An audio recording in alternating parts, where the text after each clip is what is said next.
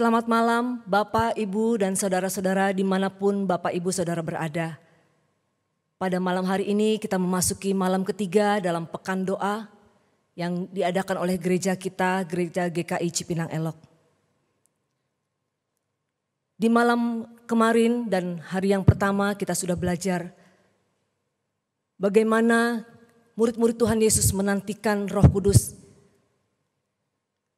Mereka setia berdoa di loteng Yerusalem.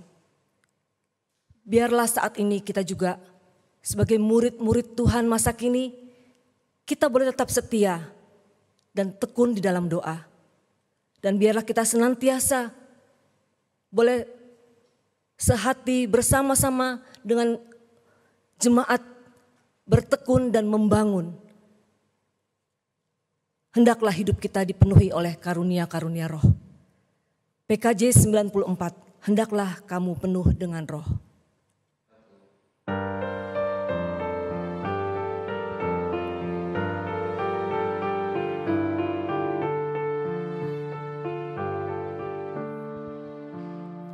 Hendaklah kamu penuh dengan roh, sahut menyahut menyanyikan mazmur, kidung pujian lagu rohani.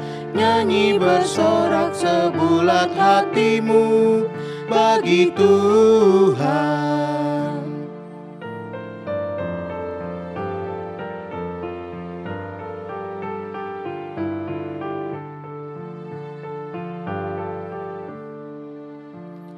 Hendaklah kamu berhati rendah, rendahkan diri terhadap sesama, taat mengikut juru selamat, takwa mengabdi kepada Tuhanmu, Yesus Kristus.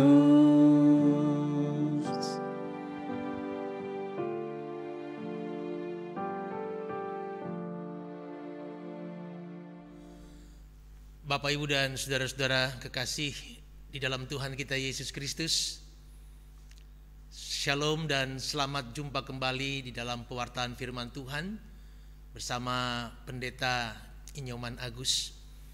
Tema kita hari ini yaitu mengenali kuasa Roh Kudus. Kita akan segera masuk di dalam pewartaan firman Tuhan. Mari kita persiapkan diri kita berdoa. Mari berdoa. Bapa dalam kerajaan sorga, kami mengucapkan rasa syukur dan terima kasih bersama dengan anak-anak Tuhan dari Jemaat GKI Cipinang Elok di dalam pekan doa yang boleh terselenggara melalui peribadahan di hari ini. Engkau berkenan hadir di tengah-tengah umat-Mu sekalipun melalui ibadah daring. Tapi kuasa Roh Kudus Allah akan terus bekerja dan membawa damai sejahtera atas hidup kami, sehingga setiap kami masing-masing anggota yang telah menerima kasih karunia dari Roh Kudus Allah mau mengemban setiap misi di dalam menyenangkan hati Tuhan dan di dalam berinteraksi dengan sesama. Mari berbicaralah, anak-anak-Mu sedia untuk menerimanya. Terpuji-pujilah Bapa, demi Putra-Mu Tuhan kami Yesus Kristus kami berdoa dan ucapkan syukur. Amin. Baik saudara-saudara kekasih dalam Tuhan Yesus Kristus, kiranya setiap kita ada terus dalam pemeliharaan Tuhan, dalam kesehatan, dalam kekuatan, dan teristimewa di dalam karunia Roh Kudus, yaitu saling melengkapi satu kepada yang lainnya.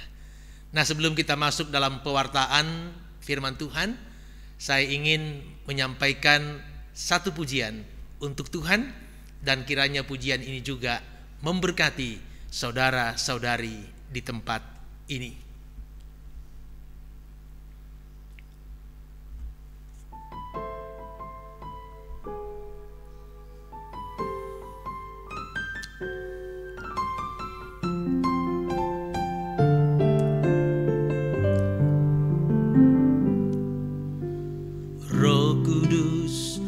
hadir di sini, mengalir di bait suci.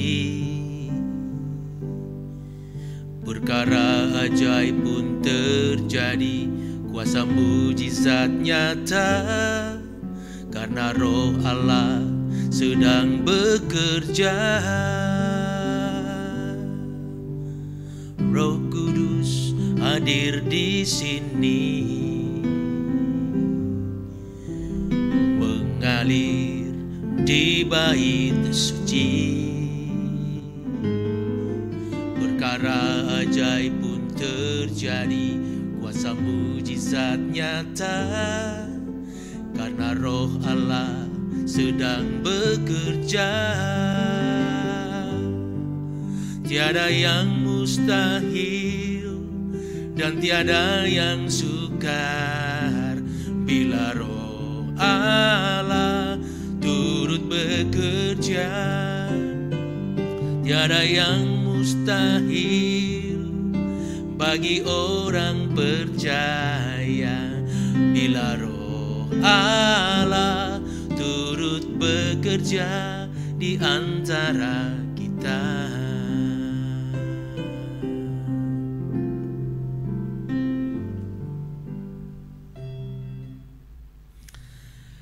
Baik, pujian ini menjadi pembukaan dalam renungan khotbah saya di bawah tema mengenali karunia Roh Kudus. Bacaan yang diberikan kepada kita diambil dari 1 Korintus pada pasalnya yang ke-12, pada ayatnya yang pertama sampai dengan ayatnya yang ke-11. Saya bacakan firman ini bagi Bapak Ibu dan keluarga jemaat sekalian. 1 Korintus 12 ayat yang pertama sampai dengan yang ke-11. Rupa-rupa karunia, tetapi satu Roh.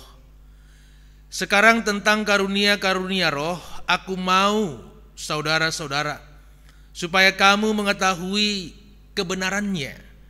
Kamu tahu bahwa pada waktu kamu masih belum mengenal Allah, kamu tanpa berpikir ditarik kepada berhala-berhala yang lesu. Karena itu aku mau meyakinkan kamu bahwa tidak ada seorang pun yang dapat berkata-kata oleh Roh Allah, dapat berkata, terkutuklah Yesus. Dan tidak ada seorang pun yang dapat mengaku Yesus adalah Tuhan selain oleh Roh Kudus. Ada rupa-rupa karunia, tetapi satu Roh. Dan ada rupa-rupa pelayanan, tetapi satu Tuhan. Dan ada berbagai-bagai perbuatan ajaib, tetapi Allah adalah satu yang mengerjakan semuanya dalam semua orang. Tetapi kepada tiap-tiap orang yang dikaruniakan penyataan Roh untuk kepentingan bersama. Sebab kepada yang seorang Roh memberikan karunia untuk berkata-kata dengan hikmat, dan kepada lain Roh yang sama memberikan karunia berkata-kata dengan pengetahuan. Kepada yang seorang Roh yang sama memberikan iman, dan kepada yang lain Ia memberikan karunia untuk menyembuhkan. Kepada yang seorang Roh memberikan kuasa untuk mengadakan mujizat, dan kepada yang lain Ia memberikan karunia untuk bernubuat. Dan kepada yang lain lagi Ia memberikan karunia untuk membeda-bedakan bermacam-macam roh. Kepada yang seorang Ia memberikan karunia untuk berkata-kata dengan bahasa roh. Dan kepada yang lain Ia memberikan karunia untuk menafsirkan bahasa itu. Tetapi semuanya ini dikerjakan oleh Roh yang satu dan yang sama, yang memberikan karunia kepada tiap-tiap orang secara khusus seperti yang dikehendakinya. Amin. Nah, saudara-saudara yang diberkati dalam nama Tuhan kita Yesus Kristus, berbicara tentang karunia Roh Allah, kita mendengarkan beberapa hal. Ada yang mempunyai kasih karunia Oleh karena karunia Roh Kudus, dia dapat berkata-kata dengan hikmat, berkata-kata dengan pengetahuan, dia dapat berbahasa roh, dia dapat mengadakan banyak mujizat, dia juga bisa mengadakan berbagai-bagai hal di luar dari pikiran manusia. Tapi firman mengatakan bahwa apa? Semua yang kita dapatkan itu datangnya hanya dari satu Allah, yaitu Allah dalam Yesus Kristus, di dalam satu roh, yaitu Roh Kudus. Untuk apa? Supaya setiap apa yang kita lakukan atas karunia roh ini menyenangkan Tuhan dan memberkati sesama manusia. Tadi di awal saya menyatakan sebuah pujian, yaitu tentang Roh Kudus. Bagaimana Roh Kudus digambarkan oleh pujian itu mengalir dari bait Allah. Artinya bait Allah ini adalah tumpuhan kaki Allah. Kalau bait Allah ini adalah tumpuhan kaki Allah, maka alirannya pasti kepada anak-anak Allah. Maka tadi saya nyanyikan pujian, salah satu karunia bernyanyi. Ya, salah satu karunia bernyanyi ada juga di dalam diri saudara-saudara jemaat, baik yang ada di rumah atau mungkin di tempat perjalanan lainnya. Kenapa saya katakan demikian? Karena kalau kita mempunyai karunia, talenta untuk bernyanyi, maka nyanyilah, karena isi dari pujian adalah firman Tuhan. Jadi jemaat Tuhan, saya selalu mempunyai harapan, nanti bila besok lusa, entah bulannya kapan, kita sudah bisa beribadah on-site, kita bisa ada dan kumpul di gereja. Ayo paduan-paduan suara yang sudah lama ya tidak berlatih, nggak tampil di gereja, ayo nyanyi. Ya, paduan suara ataupun mungkin vokal grup yang lama nggak nyanyi, ayo nyanyi. Solois, mari kita nyanyi. Kenapa? Karena itu senangkan Tuhan. Cuma saya sampaikan pesan ya, paduan suara, choir ya, itu seringkali menampilkan banyak mujizat. Apa mujizatnya Pak Pendeta? Mujizatnya yang latihan intens itu cuma 10 orang. Yang latihan intens itu cuma 10 orang. Begitu tampil 25 orang. Ya, yang latihan 10, yang tampil 25. Itu adalah mujizat. Mujizatnya apa? Mujizatnya yang 10 yang latihan intens itu harus belajar mengampuni yang 15 yang tidak latihan.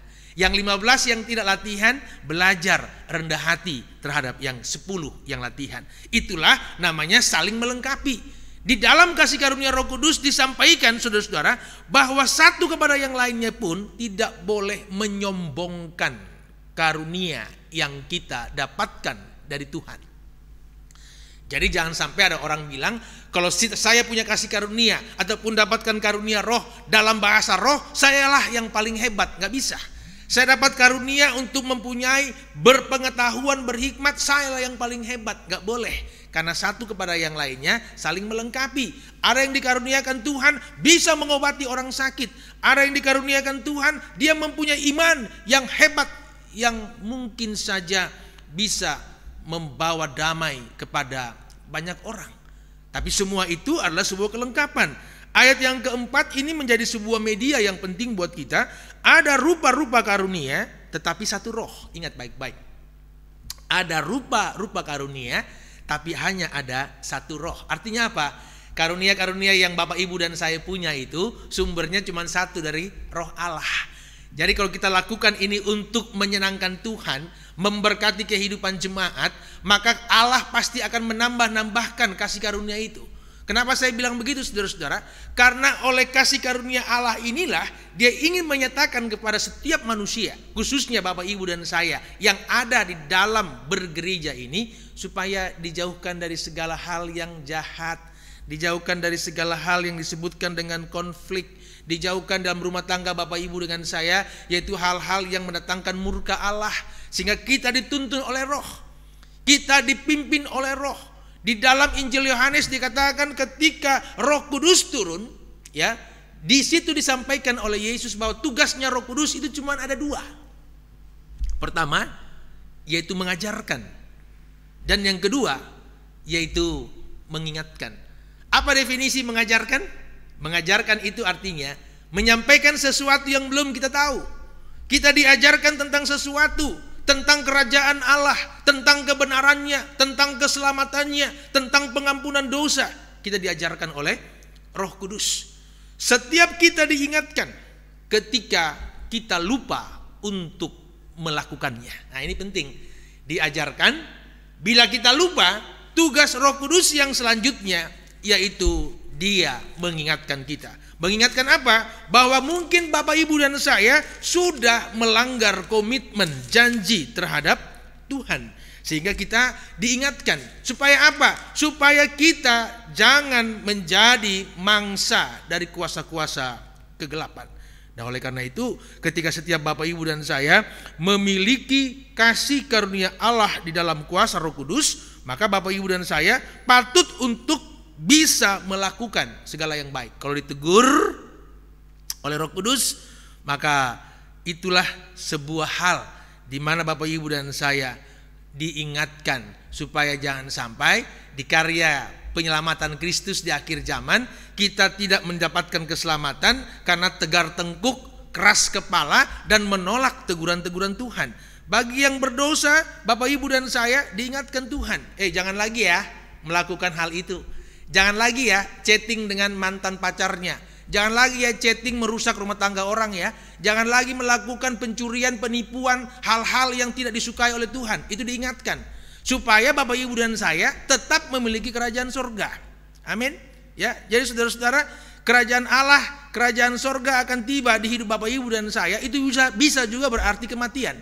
Nah, sebelum kematian itu sampai, Roh Kudus dengan kasih karunia Allah ini mau bilang kepada saudara-saudara, ya, diingatkan bertobat, ya, diingatkan supaya apa? Rajin ke gereja. Diingatkan lagi apa? Berbuat baik kepada istri, kepada suami. Nah, makanya itu kan kemarin kita baru saja merayakan Paskah ya. Saya berharap suami-suami yang dengar khotbah saya ini, ya, nanti setelah Paskah ini ataupun nanti setelah dengar khotbah ini ada sebuah kebaikan, ada sebuah perubahan, ya, istri minimal dibelikanlah anting-anting lah 7 gram di sebelah kiri, 7 gram di sebelah kanan, kan cuma 14 gram. Ya, jadi belikanlah. Kenapa? Itu ibu-ibu pada banyak yang senyum-senyum kan. Nah, saya cuma mau bilang, yuk ibu-ibu ya, bersyukurlah punya suami yang baik seperti itu. Dan suami-suami saya doakan yang mau mengerjakan firman Tuhan ini semakin diberkati. Yang cuma senyum-senyum doang ya sudah tersenyum terus sepanjang umur hidupnya. Ya, saya cuma mau bilang kepada saudara-saudara, mari kita menyukakan hati Tuhan. Ketika suami bekerja dikasih kasih karunia, diberkati dengan luar biasa, berkat itu pun harus sampai kepada istri dan anak-anak. Kita adalah orang-orang yang diberkati dengan kasih karunia Roh Allah. Sehingga kasih karunia Roh Allah itu harus betul-betul digunakan. Artinya apa?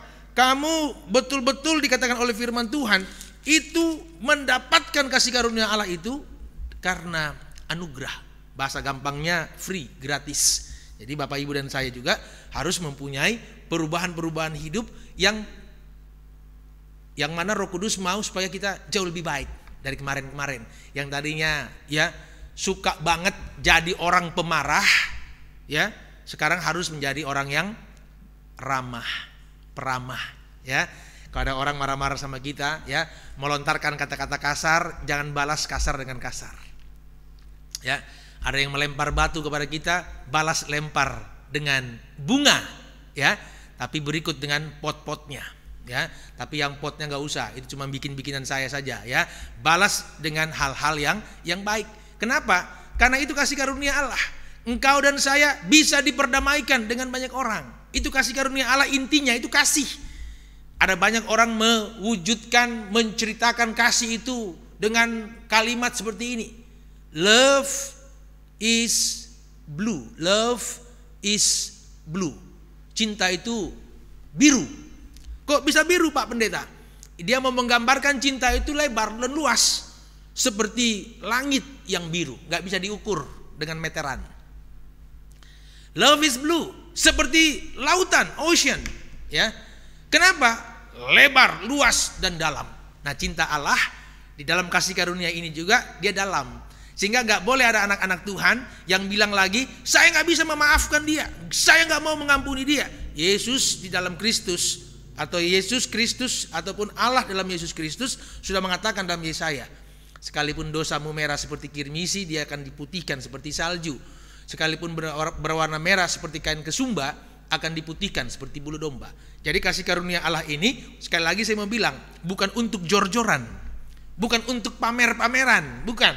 Nanti kalau kita mengerjakannya tidak seturut dengan kehendak Allah, bisa nggak dicabut itu karunianya? Pasti bisa. Ya, kalau Bapak Ibu dan saya nggak menghormati karunia Allah, ya secara gampang aja. Ada orang punya karunia berdoa, diminta berdoa nggak mau, hati-hati. Ya, ada orang yang punya kasih karunia bisa membuat damai orang lain, tapi diminta untuk menjadi pendamai nggak mau, hati-hati. Ada orang yang punya karunia untuk bisa, ya kan ya, menyembuhkan orang dalam doa, disuruh doa aja nggak mau. Kadang-kadang kebaktian itu ada orang Kristen yang sudah menurut saya dewasa dalam segalanya, ada ibadah selesai, diminta spontanitas doa makan aja, nggak bisa. Nah ini perlu untuk ditelaah. Pak Nyoman kalau sampaikan khotbah hal-hal yang mudah-mudah, nggak pernah yang terlalu susah. Hal-hal yang mengalir dari hal-hal yang ya praktek hidup kita sehari-hari. Sehingga di dalam kasih karunia Allah ini, di bagian yang selanjutnya dikatakan bahwa tetapi semuanya ini di ayat yang ke-11 dikerjakan oleh Roh. Ingat baik-baik, kasih karunia talenta yang Bapak Ibu dan saya punya itu dikerjakan oleh Roh. Ya, Roh, R-nya huruf besar, artinya ini Roh Allah. Jadi kalau saudara-saudara digerakkan oleh Roh Allah untuk mengampuni, digerakkan oleh Roh Allah untuk memberi. Nah ini agak susah nih kalau memberi ini ya. Itu harus saudara-saudara praktekkan. Karena lebih beruntung orang yang bisa memberi. Lebih beruntung karena apa? Dia menyukakan banyak orang. Jadi kalau saudara-saudara besok lusa nanti kembali ibadah onsite ya, berilah waktu saudara-saudara untuk beribadah dengan baik. Berilah waktu saudara-saudara untuk boleh ikut dalam setiap peribadahan. Mengenal kasih karunia Roh Kudus ini adalah bukan hanya sekedar kita kenal, tapi kita harus ikuti apa yang Tuhan mau. Sudah mengenal, sudah tahu maunya Tuhan, lakukan saja. Maka kasih karunia Allah, kata firman, yang melampaui akal dan pikiran manusia, itulah yang akan menyertai kamu. Jadi kalau sudah ada kasih karunia Roh Allah tinggal di hidup kita, saya tidak lagi menjadi pribadi yang cemas. Saya bukan menjadi pribadi yang takut. Saya bukan lagi menjadi pribadi yang tidak bisa membedakan mana roh Allah, mana roh jahat. Jadi kalau roh jahat itu dia selalu ingin memberikan kepada kita hal-hal yang baik-baik di awalnya, tapi nanti akhirnya penderitaan. Roh Kudus menegur dengan keras, jangan. Ya. Jangan coba-coba membuat sebuah kehidupan yang menyakitkan hati orang lain, hati keluarga, suami, istri dan anak-anak, jangan. Sehingga di bagian akhir khotbah ini saya ingin sampaikan kepada saudara-saudara, mari kita mempunyai empati di dalam mewujudkan kasih karunia Roh Kudus Allah ini dengan lebih sungguh-sungguh lagi memiliki persekutuan dengan Allah. Arti apa? Artinya begini, kita punya banyak doa, tapi kalau kita nggak punya persekutuan dengan Allah, doa-doa kita mungkin nggak akan dijawab Tuhan. Jadi orang-orang berkarunia adalah orang-orang yang mempunyai kerapatan, ketergantungan, melekat di dalam kehidupan bersama Allah. Sehingga mereka menjadi orang-orang yang menurut hemat saya adalah pribadi-pribadi yang tangguh. Mereka adalah orang-orang yang diberikan karunia Roh Allah supaya mereka bisa merekatkan satu dengan yang lainnya. Justru bukan merenggangkan, menjauhkan. Ya, jadi upayakan bibir mulut kita ini sudah diberkati Tuhan, ya, gunakan lidah bibir mulut ini untuk berkarunia, ya, ucapan-ucapan berkat, ya, supaya ada banyak orang yang menerima kasih karunia Allah. Tangan yang sudah diberkati Tuhan dalam pekerjaan ini, ya, usahakanlah terulurkan bagi orang-orang yang membutuhkan. Gak usah banyak-banyak, gak usah juga terlalu sedikit. Berikanlah seturut dengan berkat yang Tuhan berikan. Maka engkau akan bertambah-tambah di dalam kasih karunia Allah. Engkau akan bertambah-tambah berkat, rezeki, kehidupan, umur panjang, itu semua adalah kehendak daripada Allah. Sehingga di dalam segala hal kita menerima firman ini, yuk mari kita sama-sama resapi, renungkan, kita berubah. Karena Allah menghendaki rupa-rupa karunia roh ini untuk membuat kita sejahtera di bumi ini dan kelak tetap menuntun kita sampai ke dalam kerajaan surga. Biarlah firman di hari ini menyukakan Tuhan, memberkati jemaat Tuhan, dan ini akan terus dan selalu mengalir dari bait suci Allah. Tuhan memberkati kita. Mari kita berdoa. Bapa, firman-Mu telah hamba-Mu sampaikan, dan biarlah ini menjadi sebuah patokan iman bagi anak-anak Tuhan, Ketika mereka mengenal kasih karunia Roh Kudus, mereka menerima rupa-rupa karunia Allah, tapi mereka tidak hanya sekedar menerima, tapi mereka harus membangunnya di dalam iman dan menyampaikan kepada umat yang membutuhkan. Dan biarlah dengan mengenal kasih karunia Roh Kudus Allah ini, masing-masing umatmu, anak-anakmu semakin bergairah di dalam mengasihi Tuhan melalui sesama manusia. Tidak ada lagi yang mengeraskan hati di dalam kejahatan-kejahatan. Tidak ada lagi yang menolak akan kasih karunia Allah, karena dia tetap akan terus mengalir dari bait suci-Mu. Inilah doa kami Bapa. Terima kasih, di dalam nama Yesus Kristus kami berdoa. Amin.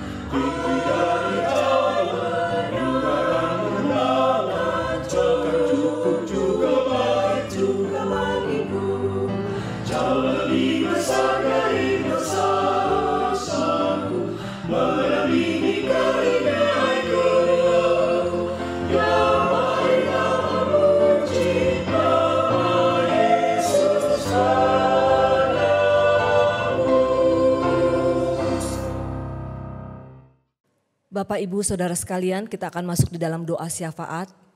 Mari bersama-sama sehati dengan keluarga di rumah. Kita akan berdoa bersama-sama. Ada 5 pokok doa yang akan kita doakan. Kita akan berdoa untuk bangsa Indonesia agar Tuhan tetap pelihara di masa-masa sulit, agar tetap bersatu menjadi bangsa yang ramah dan tolong-menolong. Kita juga akan berdoa untuk para korban bencana alam. Biarlah Tuhan menghiburkan dan menguatkan mereka, meringankan beban mereka di saat-saat yang sulit ini. Yang ketiga, kita akan berdoa untuk orang-orang yang sakit, mungkin ada keluarga, saudara yang bisa saudara berdoakan. Untuk mereka yang kelaparan dan terpinggirkan, agar Tuhan menggerakkan gerejanya untuk menjadi jawaban bagi mereka. Yang keempat, kita akan berdoa untuk para pemimpin, pelayan masyarakat agar bisa memimpin bangsa ini melewati masa-masa sulit. Dan yang terakhir, kita akan berdoa untuk tenaga kesehatan agar mereka juga diberikan kesehatan, kekuatan, dan agar vaksinasi bisa berjalan dengan lancar dan efektif. Mari masing-masing di rumah kita berdoa untuk 5 pokok doa ini. Kita berdoa untuk bangsa Indonesia agar Tuhan melewati masa-masa sulit ini.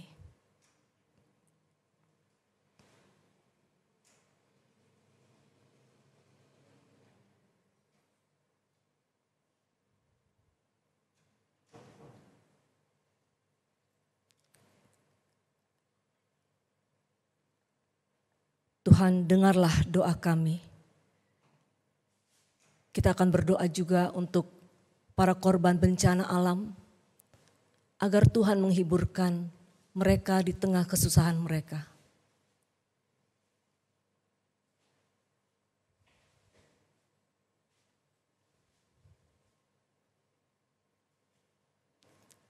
Tuhan, dengarlah doa kami. Kita akan mendoakan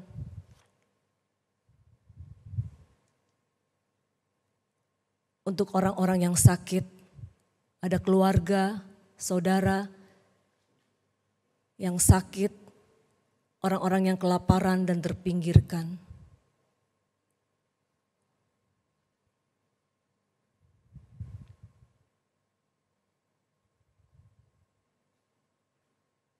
Tuhan, dengarlah doa kami.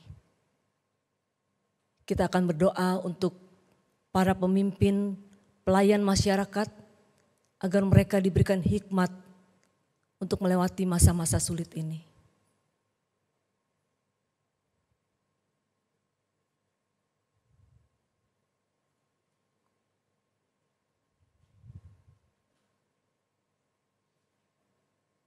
Tuhan, dengarlah doa kami. Kita berdoa untuk para tenaga kesehatan, di mana mereka juga memperjuangkan hidup orang banyak, tapi mereka juga harus bertaruh atas diri mereka. Biarlah juga vaksinasi boleh berjalan dengan lancar.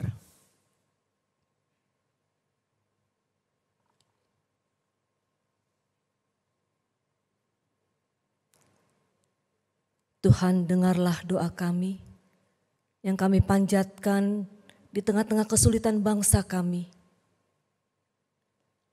Saat ini Tuhan, kami sehati menaikkan doa-doa syafaat kami. Ada banyak hal yang kami minta ya Bapa. Kabulkanlah doa kami Tuhan. Dengarlah doa kami Tuhan. Yang kami panjatkan di dalam nama Tuhan kami Yesus Kristus, Juru syafaat kami yang baik. Amin.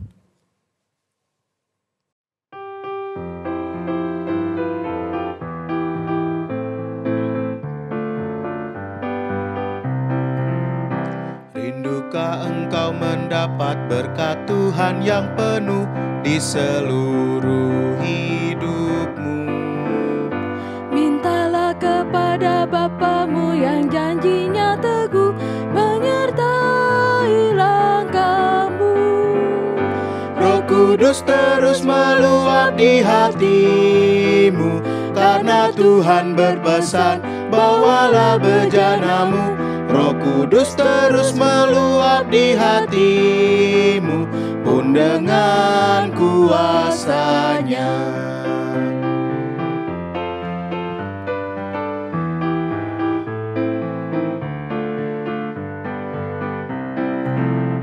Bawalah bejanamu yang kosong pada penebus, wahai kawan yang lesu.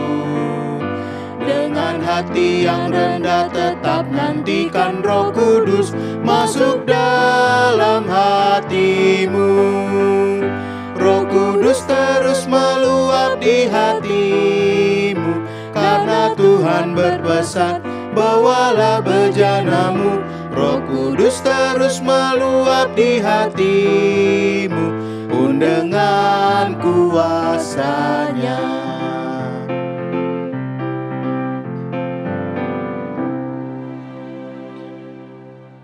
Bapak, Ibu, Saudara sekalian, berakhirlah sudah pekan doa hari ketiga, dan mari kita bersama-sama menutupnya di dalam doa bersama. Mari kita berdoa. Bapa di surga, kami mengucap syukur ya Bapa, kalau kami boleh bersama-sama bertekun di dalam doa di hari yang ketiga ini Tuhan. Engkau sudah menuntun kami, Engkau sudah membimbing kami, Engkau sudah mengajar kami bagaimana kami harus berdoa, bagaimana kami harus bertekun di dalam doa seperti murid-murid Tuhan. Bapa di surga, biarlah Tuhan penuhi kami dengan Roh Kudus-Mu, dan kami boleh senantiasa berkarya dalam kehidupan kami, menjalankan tugas-tugas kami selaku umat Tuhan untuk kemuliaan nama Tuhan. Pakailah kami ya Bapa, sesuai dengan karunia-karunia roh yang sudah Tuhan berikan buat kehidupan kami. Biarlah kami boleh bermanfaat Tuhan bagi kemuliaan-Mu Tuhan. Terima kasih Bapa, biarlah kami juga boleh tetap setia mengikuti serangkaian pekan doa hingga selesai Tuhan di hari yang terakhir. Berkati semua yang bersama-sama dengan kami melayani Tuhan. Berdoa untuk seluruh jemaat Tuhan GKI Cipinang Elok. Berkati kami semua Bapa. Di dalam nama Tuhan kami Yesus Kristus, kami berdoa dan mengucap syukur. Amin.